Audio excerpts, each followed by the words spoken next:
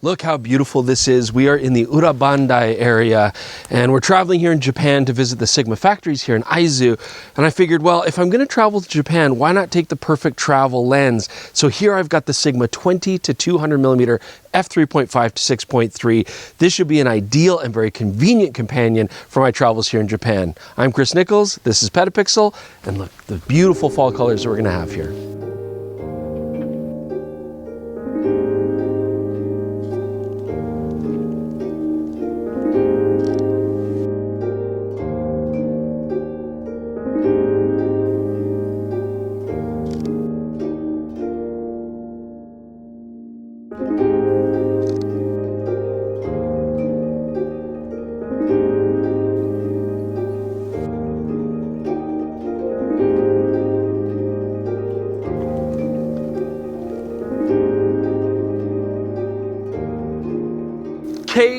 KEH.com.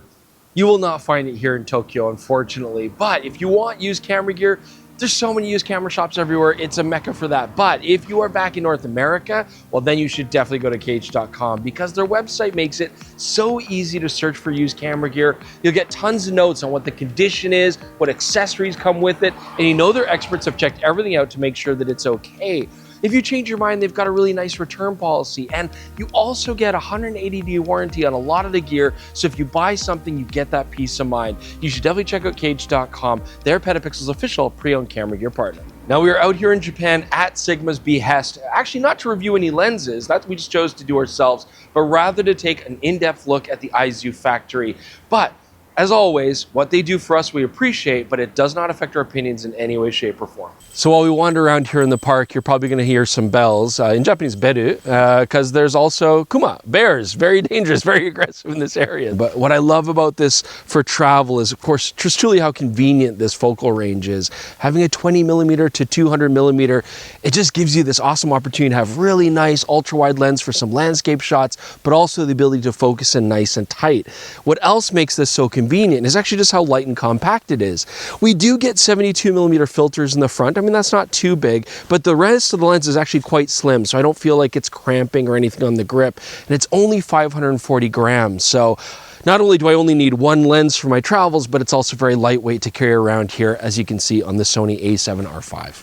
Now this does normally come with a very small plastic hood. I didn't bring it today, but of course I don't think I'm gonna need it on this overcast day here. Otherwise, we've got actually a really nice manual focus ring. It feels quite smooth. Very basic controls, just autofocus, manual focus, selector switch. And we do have a locking switch here, which will keep it at 20 millimeters so it doesn't creep. But it's actually designed in quite a nice way where I can at any moment just grab it and twist it out and it will give. And so that's nice. I don't have to sit there, oh, I want to get the shot and it's locked and oh, I forgot the switch. I can simply click it out when I need to. Otherwise, being a contemporary lens, this does have weather sealing. It's got a nice rubber ring around the mount. What it doesn't have though is any sort of image stabilization, and especially with that telephoto range, that could be very useful to have. So I'm definitely going to want to pair this with bodies that have a good IBIS system inside. So Sigma have chosen to put one of their high-speed linear actuator or HLA motors into this contemporary lens. And I mean, I've used these many times now. I really like them. They're consistent, they're fast, they're smooth. And I feel like even though this is a slower lens, the autofocusing itself is quite quick enough for street photography. I don't know if we're going to see any birds or anything. I hear them, but I don't see them.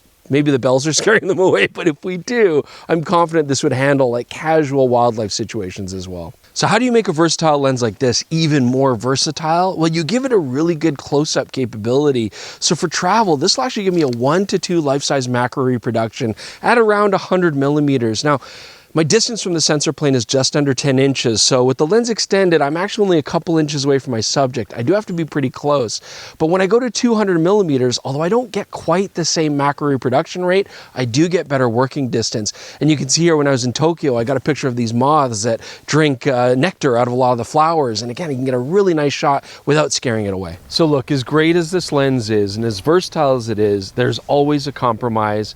And the fact of the matter is this is not a fast lens. It's got a fairly slow aperture. We're getting f3.5 at 20 millimeters, which is fine, but we lose that really quickly. You lose light the minute you zoom away from that. By the time we get to 85 millimeters, we're already at f6.3, and that continues on until you get to 200 millimeters. And there are definitely situations where I'm shooting this lens and my ISO's cranked. I mean, on the streets of Tokyo, certainly at night, I'm at 10,000 ISO in some cases and stuff, and that is really the price you pay. You know, wandering around here during the daytime like a lot of tourists will do or a lot of travelers will do, it's not as big a deal, but we do have to consider that. But there is a silver lining, and that is that this lens is a sharp lens, absolutely wide open. I mean, at 3.5, at 20 millimeters, looking at our test chart here, you can see the center still has fantastic contrast, lots of detail. Stopping down the lens honestly doesn't improve things that much. I was very happy with shooting it even wide open. Corners will improve a little bit at 20 millimeters if you stop the aperture down, but I was still very impressed. And you can also see at 200 millimeters, the telephoto range, it's the same story. At f6.3, we're getting fantastic detail in the center. Stopping down, I don't really notice any improvement because it's already so good. And even in the corners here, wide open at 6.3, we're getting fantastic performance. So although we aren't going to get a much light at f6.3, there's also not much reason to stop the lens down unless I want more depth of field.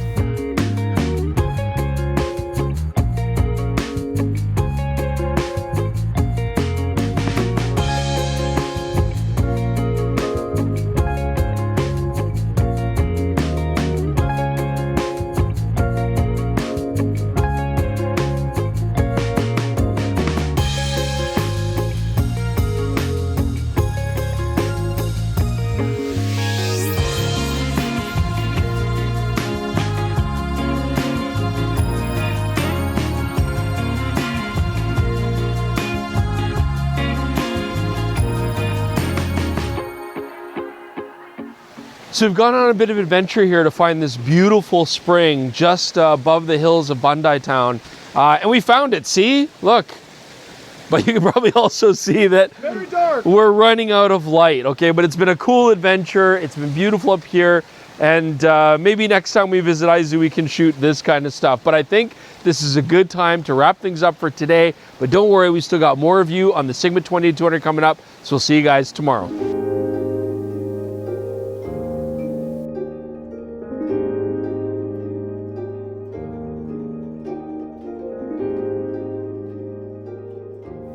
Well, as you might be able to tell, we are now back in Tokyo. It is the next day. We had a wonderful time in Aizu seeing the factory, but the review must go on. We're here to review the 20-200, and we have some things to still talk about. I also want to mention, sadly, Jordan had to leave the Aizu Primes in Aizu. He's very sad about that because he really liked the look. But anyways, let's talk about flare, because on the way back home, the clouds went away and the sun broke out. We were able to get some tests. Now, Sigma usually have really good coatings to handle flare, and you can see here, we're basically getting the same results that we expected.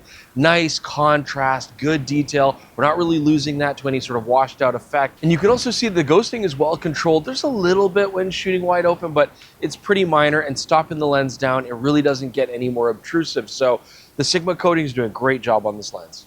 Okay, time to talk about bokeh. And you know, we've talked about how versatile this lens is, having the super zoom, but something's got to give. There are going to be some compromises, and one of those compromises is going to be bokeh, especially when it comes to the cleanliness of the actual specular highlights.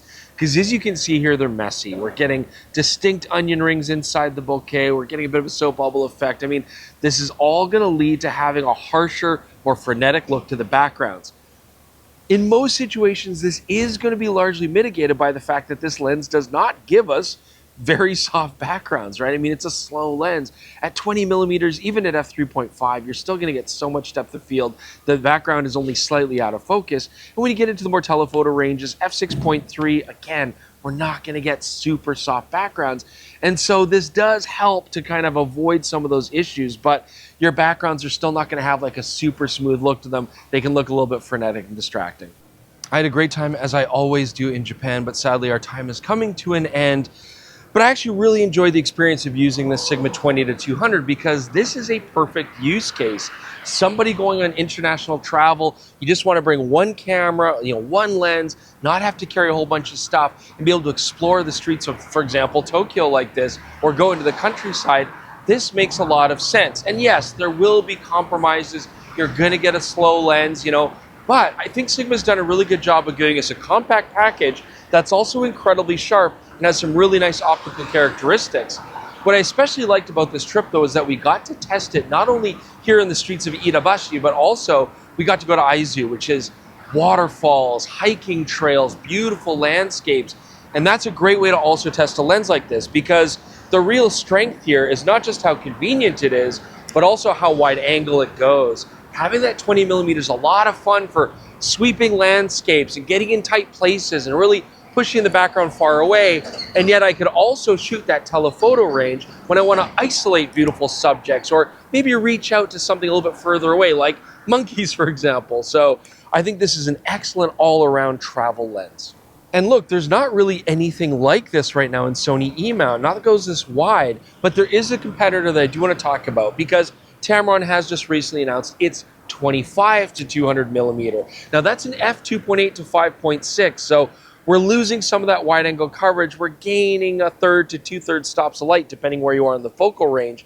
I still feel like that lens is going to be a little bit slow. Travel lenses will never be fast, but I guess that does give you the option to have maybe a little bit more light if you feel that's more important to you, but not as much wide angle coverage. We'll definitely take a look at that lens when we get the opportunity, but for what we did here in Japan, I think this lens was a lot of fun, and you might think so too. Leave your feedback, let us know what you think. We always appreciate the comments. Do you have a chance to listen to the PetaPixel podcast as well? It's on this exact same channel, or you can listen to it on all your favorite podcasting apps. And do consider getting a PetaPixel.com membership. It helps us do projects like this. $3 a month, $30 a year. You get access to our sample galleries, JPEGs and RAWs that you can peruse. Go to the website ads free, get discounts on the merch store, on KDH.com. There's so many fantastic benefits there. We love Japan. We're going to miss Japan, but we'll see you soon with more on PetaPixel.